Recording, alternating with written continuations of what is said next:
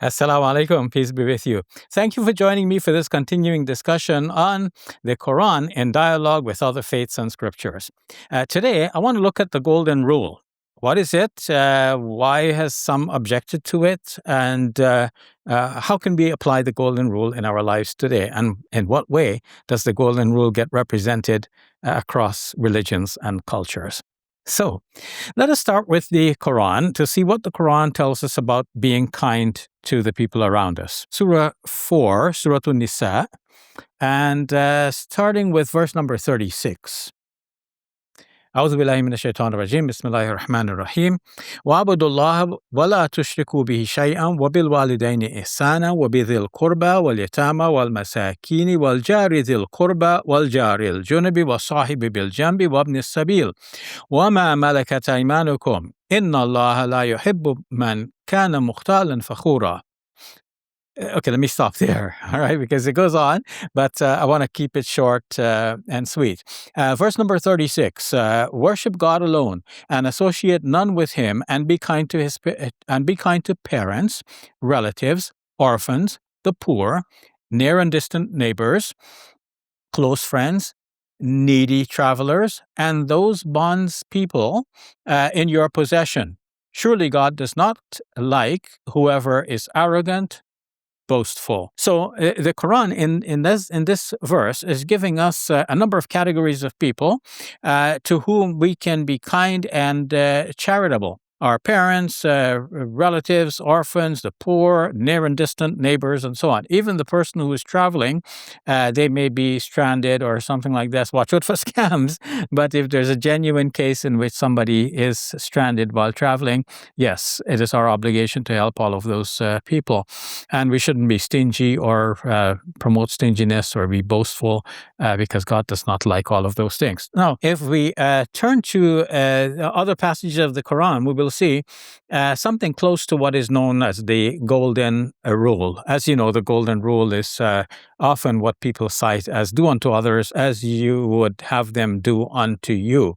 And somebody made it funny by saying do unto others and then scram. Okay, no, not that. All right, do good unto others. And then, of course, you'll be sticking around and it should be the things that you would like them to do unto you. Now, those exact words are not in the Quran, but the Quran says basically the same thing in so many different ways. For example, in another verse in the Quran, in Surah 41, Surah Fussilat, starting with verse number 34, God says that we should be kind even to the person who is doing wrong to us. So we should not repel evil with evil, but repel evil with good. Idfa billati hiya ahsan. So when somebody does evil to us, we should do good to them. فَإِذَا الَّذِي بَيْنَكَ وَبَيْنَهُ عَدَاوَةٌ كَأَنَّهُ وَلِيٌّ حَمِيمٌ. Then it will be that such that the person between whom and you there was some enmity will become as a warm friend. So if you're to do good even to your enemies, well, this is the epitome, and this is what the Golden Rule really is all about. Moreover, in Surah 2, verse number 83, the Quran says, وَقُولُوا لِلنَّاسِ حُسْنًا, and speak to people in a gentle manner, like speak kindly to people. And this is general for all people. So we find that something like the Golden Rule is there in the Quran, though not expressed in the same words. Now let's turn to see those words that are famous for the Golden Rule. And let's see where it is in the Bible as attributed to Jesus, on whom be peace. In the Bible, in the Gospel according to Matthew, and also in the Gospel according to Luke, we find the statement. Luke chapter 6, verse 31, I believe it is. But let's look at Matthew chapter 7, verse number 12. In everything, do to others as you would have them do to you, for this is the law and the prophets. Now, of course, this statement is there prior to Jesus as well, or something like it. And in the Old Testament of the Christian Bible, which is basically the Jewish Bible, we find in Leviticus chapter 19, starting with verse number 17, you shall not hate in your heart any one of your kin. You shall reprove your neighbor, or you would incur guilt yourself. You shall not take vengeance or bear a grudge against any of your people, but you shall love your neighbor as yourself. I am the Lord. Now, this idea that you should love your neighbor as yourself, this is, of course, a way of encapsulating the same golden rule. And in the Talmud, a commentary on the Bible, the Jewish rabbis said, what you hate for yourself, do not do unto others. So that's a different way of expressing the golden rule. So what is called the golden rule and attributed to Jesus, on whom be peace, is widely known across religions and cultures. In the Buddhist Pali Canon, it is mentioned just as a woman loves, like she would sacrifice herself for the sake of her only son, so too one must be kind to other people. And we find it also in the statement of Confucius, almost like exactly the golden rule, do unto others what you would have them do unto you. Seeing that this golden rule is expressed again among so many different religions and cultures gives us a great hope that the religions, though different in so many different respects, are so similar in so many other respects, and of course in this very important teaching. The golden rule has been criticized by some, including Friedrich Nietzsche, Sigmund Freud, and Immanuel Kant. A very simple criticism of this is to say, well, do unto others as you would have them do unto you. So basically it means whatever you want people to do to you, then you do that to others.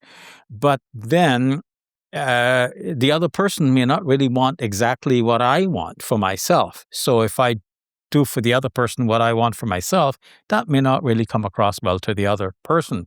So some have said, okay, well, why don't we change this to say, do unto others as they would want you to do to them. But then that too is not totally satisfactory, because the other person may either demand less than they really deserve, or they may be demanding more. In each case, that is a problem. So we can say, okay, do unto others what is appropriate, but then that calls into question the whole idea of justice and so on. Do what is just, what is fair. So maybe that's a better way. But do unto others as you would have them do unto you. For all the criticism against it, you can say, well, we have to start somewhere, and at least we know how we would feel in a certain situation. So let's, it may not be too much to project that onto the other person as a starting point. Of course, the more we get to know the other person, what their likes and desires and so on, and of course what they're allergic to, the more we know how appropriately to deal with that person. But at least this is a good starting point. So I would defend the golden rule on that score. Secondly, people have criticized it by saying, well, maybe this is too lofty a principle, and maybe it's that kind of thing which everybody is going to say, but nobody is going to do, because it is too out of reach. Isn't that too much to demand of people to act in this way? And again, we can say, okay, well, that's an ideal, and knowing that ideal may give people something to work towards. So people might start thinking, okay, let me at least do some part of that, right? Now, turning back to the Quran, we see that the Quran actually puts it very nicely by giving us various categories of individuals and saying, okay, you need to be kind to all of these persons. And the Quran gives us also the ideal that you can be kind even to your enemy, with the hope that that enemy can actually convert and become a friend. And to speak to people kindly, this is easy for anyone to do. As they say, smiles are free, and it doesn't cost you anything to say a good word or a kind word to somebody else. As for the hadith, it is mentioned in the hadith, لا يحب أحدكم حتى يحب لأخيه ما يحب لنفسه. None of you truly believes until he loves for his brother what he loves for himself. So it is a popular Islamic teaching as well, similar to the golden rule. Now, seeing this golden rule across the various world's religions gives us a lot of hope for the future. It means that if we study the religions in a comparative way, we can bring out a lot of similarities, and we can publicize these similarities, bringing people together closer and closer than ever before in our divided world. Let us end on a happy note, knowing that we are in the month of Ramadan, and we can share this message with other people, especially those who are curious about Islam, they may be asking you, why are you fasting? Or what are the rules of fasting? And can I fast too, along with Muslims? Some people may want to experience it for themselves. Talk to them about the golden rule. This is part of that golden rule. They want to experience what Muslims are experiencing. They want to walk in Muslim shoes, at least for a day, and feel the hunger and the thirst, and in that way to empathize with people around the world, especially those who are suffering in various parts of the world, whether they be in Gaza, in the West Bank, the rest of Palestine, and also in the Sudan and in so many other parts of the world where people are suffering. Let us have compassion for those people, and let us follow the golden rule the way it is expressed in all of these great religions of the world. So join me tomorrow when we'll discuss in our continuing series on the Quran in dialogue with other faiths, the important question of righteous living and the 10 commandments. So how does that play out in the world's religions? How does that apply in Islam? Is there a Quranic verse that actually has something like the 10 commandments? We'll look at that tomorrow. So in the meantime, peace be with you and the mercy and blessings of God. Assalamu alaikum wa rahmatullahi wa barakatuh.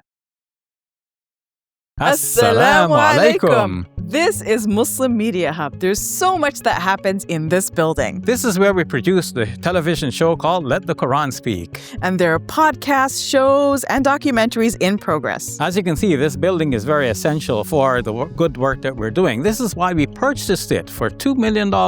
We've already paid off about a third of this building. And we have another $84,000 to pay this year. We're looking for 84 kind souls to give $1,000 each. Can you be one of those people? I hope you will. Or give whatever you can. Every dollar counts. Thank you, and may Allah bless you and your loved ones this Ramadan and always. Peace be with you. Assalamu alaikum and Ramadan Mubarak. Assalamu alaikum.